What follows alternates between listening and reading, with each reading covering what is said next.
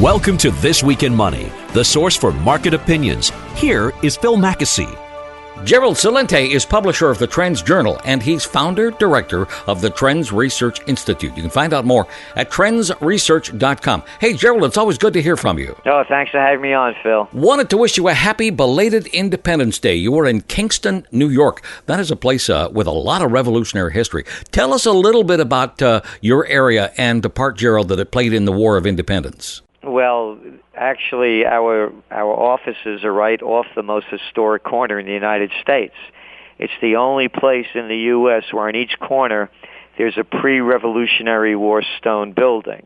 Of course, the British burnt them down in 1777, but most of them, the structures still existed, and they rebuilt them. And this was the first capital of New York State. And it was very instrumental in playing a very major part in the Revolutionary War.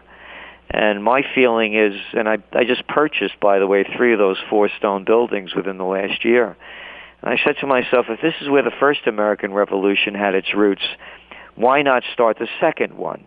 And for good reason. I mean, here we are. You're asking me about Independence Day? Independent from what? You're not independent from the government listening to you, watching every step you take, monitoring all your moves. You're not independent at all. This had nothing to do with Washington, who in his farewell address warned the American people not to become involved in foreign entanglements. It has nothing to do with the people who were the founding fathers, such as Madison and Jefferson and Franklin. In his own words, Madison warning us and Jefferson that the money changers were going to take over the country if we didn't stop them, and they would drive the people into poverty and use any means possible to rob us of our rights and rob us of our money. So, here we are in Independence Day, and I have to feel like the founding fathers would be turning in their graves. Now, I was going to ask you what those early patriots coming back today, here in 2013 America, would make of the country that it's become. Have we really just replaced one kind of tyranny with another here? Well, as I look at it, there hasn't been a revolution. When you look how closely tied the United States is with their mother England, and they're all doing the same dirty deals together, whether it's the Bank of England and the Federal Reserve, whether it's the war in Iraq with Blair and Bush, whether it's the U.S. and the U.K. with all of these spying activities on their so-called NATO allies. So I don't think a lot has changed. It's just a different king, but the nobility still rules. Yeah, and the nobility, the multinationals. This is Slavelandia. I mean, you look at the numbers that just came out with the job numbers. Oh, there are plenty of jobs, and oh boy, are they promoting it. Oh, this is wonderful. Oh, it's great news. Here's the fact, Phil. 3/5 of the jobs lost since the Great Recession began were middle-income paying jobs. 3/5 of those that have been created are low-income paying jobs. Am I making this up? Today, out of the 195,000 new private sector jobs alleged to have been created, 38% accounted for the category, I love it, leisure and hospitality. Isn't that a nice name? Yeah. Yeah, 52,000 new waitresses and bartenders, and 20,000 jobs almost in amusement, gambling, and recreation. Yeah, it is. It is easy for us to look at these numbers and say, gee, this is good or gee, this is bad. But as you point out, we're not looking at the kind of jobs that are being created, and they're usually pretty crappy. They are. Again, the numbers don't lie, but the people reporting them do. Ambulatory health care services, 13,600 jobs. Oh, and you know where they lost jobs? They lost jobs in manufacturing. Yeah, that's right. The jobs that paid money. And according to the Bureau of Labor Statistics news release, they point out that the number of involuntary part-time workers, those are people that are unable to find full-time jobs but want them, it increased by 322,000 in June to 8.2 million people. So these people are all added into this scam of what they call job creation. Gerald, I don't understand some of the thinking that goes along here. See if you can understand what they're talking about here. A strong jobs report is bad for markets because that means the economy is recovering. A lousy jobs report is good for stocks because, hey, that means the Fed can continue to juice the markets. Yeah, isn't that something? Yeah. Who would have ever believed this? This is an experiment that has never been tried before in the history of the world, part two. I mean, yeah. Oh, yeah, let's just keep printing a lot of cheap money, dumping it into the system. I got to know, we'll make up names like ongoing monetary transactions over there in Europe in the central bank, OMT. And then over here we have quantitative easing. And that means buying up bonds, government bonds, and mortgage-backed securities to a tune of $85 billion a month. And you're getting away with this. You're rigging the bond markets, and they're rigging all the markets. Oh, remember, hey, Phil, for all those people that don't have attention deficit disorder, remember LIBOR? Oh, yeah. You remember that when they rigged the LIBOR rates, the interest rates, to the tune of, some $700 trillion? The whole game is rigged. Gerald, talk to me about the second American Revolution. It is the Independence Day long weekend down in the States. We've just had a national holiday here in Canada, and it seems that the ideals that these guys fought and died for are farther and farther away than ever. Let's talk about a new beginning, what you call the second American Revolution. How do you see that happening, and what should we be looking for? Well, the first things is to look at who are the people that are leading us? What makes these people so special? I mean, all they are politicians. It's show business for ugly people. And they're just putting on a show. And I think Frank Zappa called the politicians the entertainment division for the military-industrial complex. That's all it is. These are the same people you couldn't stand in high school and college that wanted to be class president and head of the student council. And they're telling us what to do. They're running and ruining our lives.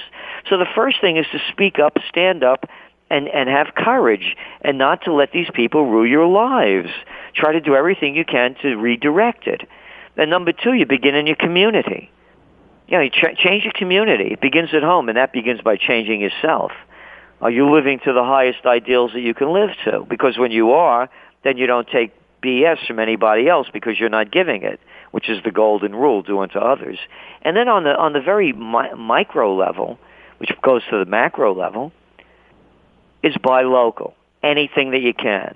I don't eat corporate food. I don't go to corporate restaurants. I try to stay out of corporate stores. Of course, I have to buy products that aren't made in the USA or locally, but I try to minimize those. And the other thing, here we are in the summertime, grow your own and get healthy as you can. And then the other one, what I keep saying is, stay home, don't vote. By voting for the corrupt political parties, you're just encouraging them. If enough people stayed home and didn't vote, then they would call this whole thing a sham election. Yeah. So if people say, if you don't vote, then you get what you deserve. No, if you vote, you get what you deserve. You're getting a mafia member. In the United States, you have a choice of the mafias. You have the Republicans or the Democrats. So those are simple things to take. But, Phil, the revolution is going on worldwide. There's a revolution in Tunisia. As we speak, there's a revolution in Egypt. There's a revolution going on in Spain. The Portuguese government. Yeah, you remember those slimers that put all that austerity measures on their people? And they took the money from the people, robbed it from them, and gave it to the banks, and it was going to repair the economy. Now that government's ready to topple. There's revolutions over there. There's a revolution building up in Ireland. There's a revolution going on in Greece and Bahrain and Yemen and Syria and in Libya. There's revolutions in Mali and through countries throughout Africa. The revolutions have begun all around the world. Oh, I forgot Brazil and Turkey. Oh, yeah. Millions of people taking to the streets in protest. The governments are breaking down. The systems are failing. You know my expression. When people lose everything and have nothing else to lose, they lose it. Yeah. And they're losing it. And they're going to be losing it here in the good old USA and Canada and everywhere else. As the economies continue to unravel, I've called America a new name. Slavelandia. And when you look at these jobs that are being created, the slaves are working. And it's better than a plantation. You don't have to house them. You don't have to feed them. They just barely have enough money for housing and to make ends meet. So what I'm saying is the game is running out. We began this by talking about the Federal Reserve and the tapering of their quantitative easing and their stimulus. Mm-hmm. What's going to happen when interest rates go up? This was an interest rate recovery. The only reason there's been a housing rebound is because of the low interest rates. The only reason the stock market is gaining any momentum is because of all the money being dumped into the financial institutions to prop up the markets. When interest rates go up, the economies go down. And let's not forget, how are the governments going to pay off their debt with higher interest rates? So not only do the people get screwed, you get screwed twice because you're going to have to pay more for the government to service their debt and for you to service yours. Gerald Celente from Trends Research Institute is our guest here on This Week in Money. You can catch him at TrendsResearch.com. And let's take a look at some headlines from Europe here. One of my favorites, Carney and Draghi declare monetary independence from rising U.S. rates. The Bank of England and the European Central Bank keeping their rates at rock bottom, 0.5%. And, of course, they're going to do that as long as they can get away with it. Let's just take that first word, independence. Where is this guy Draghi from? Wasn't he the former vice chairman of the European division of the Goldman Sachs gang? And Mr. Carney also worked for Goldman Sachs. Son of a gun. Yeah, how's that for independence? Yeah, you got to be a jerk to believe that one. Independence. It's a takeover. It's a takeover. There's two mafias. The military-industrial complex and the money mafia, the money changers industrial complex. And they're in control. What are they doing by spouting out this stuff? Oh, yeah, we're going to keep money cheap. That's in response to the Federal Reserve move that began on May 22nd when they said that they were going to have to tighten up money. And they began to tighten it up with the fear of tightening it up, not even tightening it up, and the markets went into cardiac arrest. So now what they're saying is, don't worry, we're going to keep juicing the Ponzi scheme. No need to pull out now. We still got a couple of more months to play it out, or several more. How many more, I don't know. But as long as they keep pulling this game off, the Ponzi scheme keeps going. Love this Goldman Sachs connection here, Gerald. London stocks going up today. Investors basking in the afterglow of the Bank of England news. And our good buddies at Goldman Sachs say that's great. They're targeting over 7,000 for the London Stock Exchange. Yeah, what the market go up like 3% or something. Yeah. On what? On what? On the good news that money's going to be cheap and you just lost your purchasing power of your pounds sterling. Great. It's going to cost you people out there more money to buy everything because you don't make a damn thing. Couple of other great news headlines from Europe talking about central banks. Greece's finance minister saying this week he's optimistic the talks with the Troika will be wrapped up in time for next week's meeting of the Eurozone finance ministers. Again, these are sociopaths.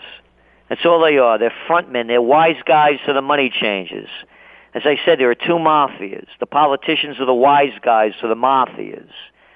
And the police and the military, they're the soldiers, the enforcers for the crime bosses. This guy's nothing more than a little flunky shooting his mouth off like so many of them have before. Like the guy over there, or Rajoy over in Spain, Cleo over in Portugal, Hollande, Cameron, all of them. All they are nothing more than mouthpieces. Yeah. How could anybody believe this little clown in Greeks? All they've done is sell out the country. Privatization, yeah. That's another word for taking valuable public assets and selling them to your buddies at a bargain basement price and getting a cut for selling them, for doing the deal. Who could believe this guy? Oh, yeah. Happy days are here again. What are they looking at? Over 30% unemployment in Greece and 60% youth unemployment. You mentioned Spain earlier. We've got news from Spain. Spain's banks do not need further European aid. That's according to the European Commission and the European Central Bank. So of course, that they need it desperately. Of course. Yeah. Or the other thing is maybe they came out with a new plan to steal more money from the people that don't have any left. Yeah, that's a theory, I guess. Yeah, I mean that's how the whole austerity measure thing began. Did you see the tapes that were released from the money junkies and the white shoe boys in Anglo-Irish? I did not see that, but fill us in. Oh God, you have to look at that. How they were laughing and how they were playing the Irish government. First they were going to ask for $7 billion, knowing that it would be a lot more. Oh, and you should hear the language. Oh, you Irishmen would be proud of how you got shafted by the bank. And what was this for? Oh, European and other banks made bad bets, and the people have to pay off the bad bets that the banks made.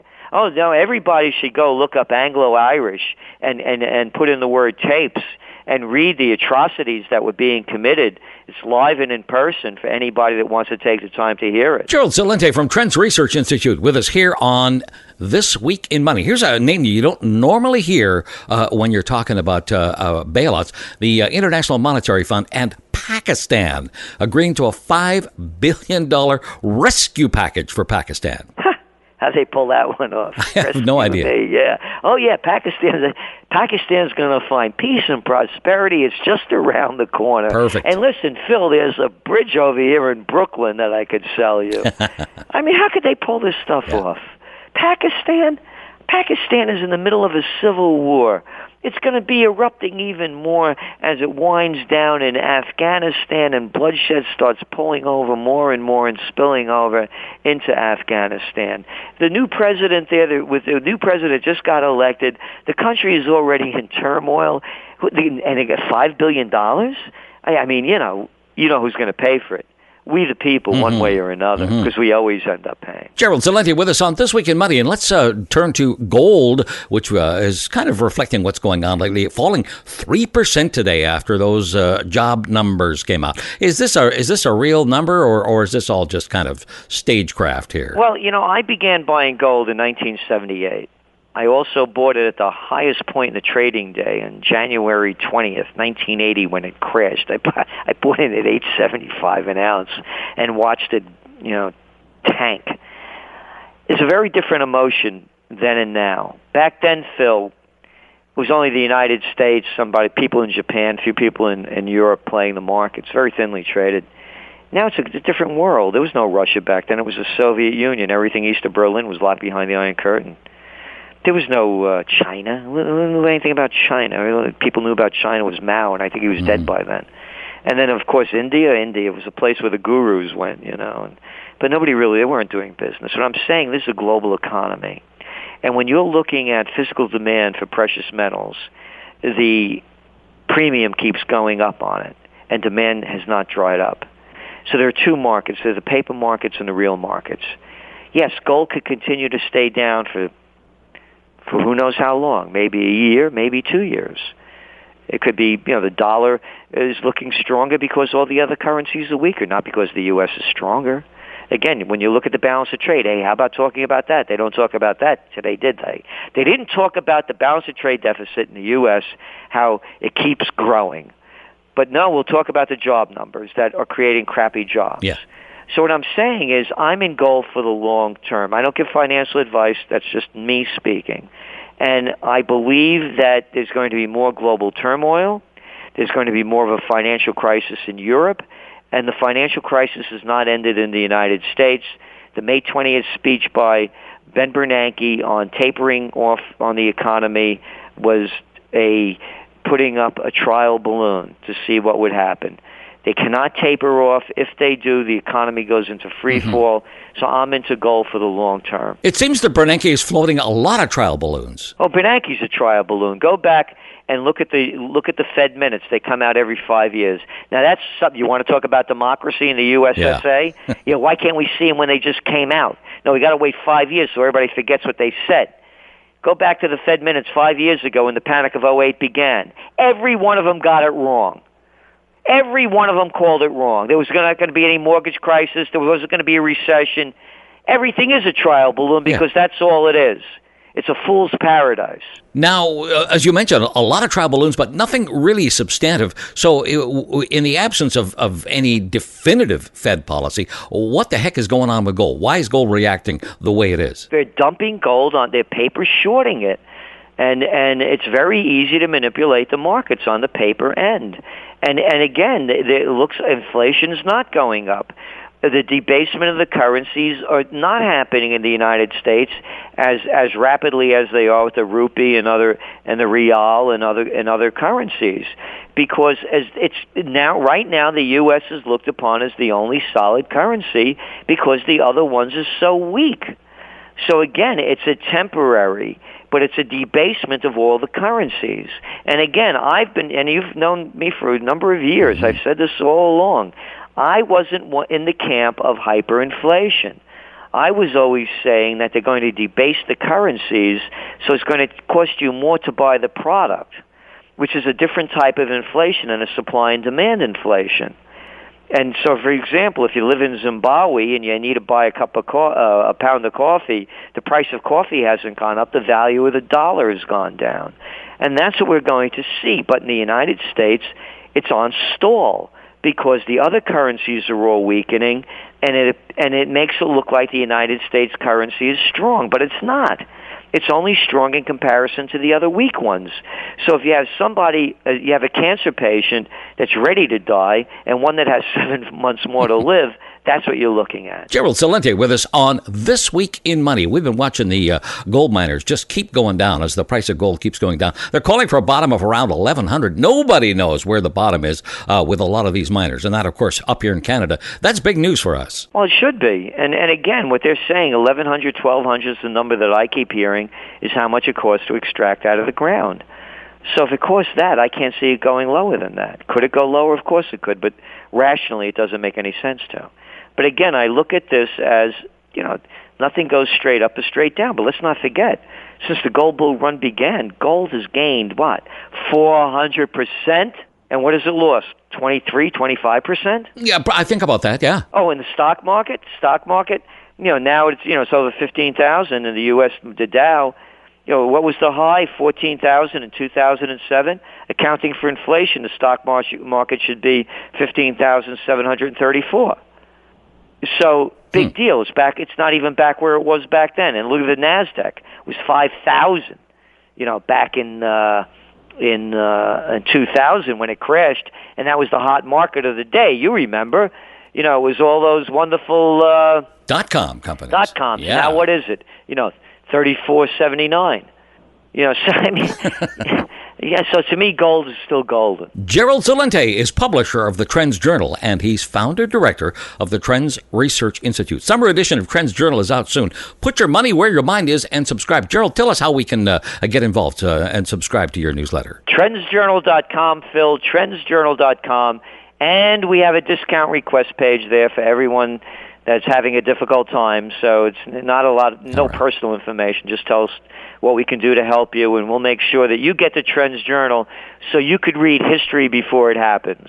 If you want to follow Gerald Celente on Twitter, that's easy. Just type in @Gerald Celente and the Gerald Celente channel over on YouTube. Always worth watching. And Gerald, I hope you have a great weekend. Thank you for talking to us today. Hey, thanks for having me back, Phil. This week.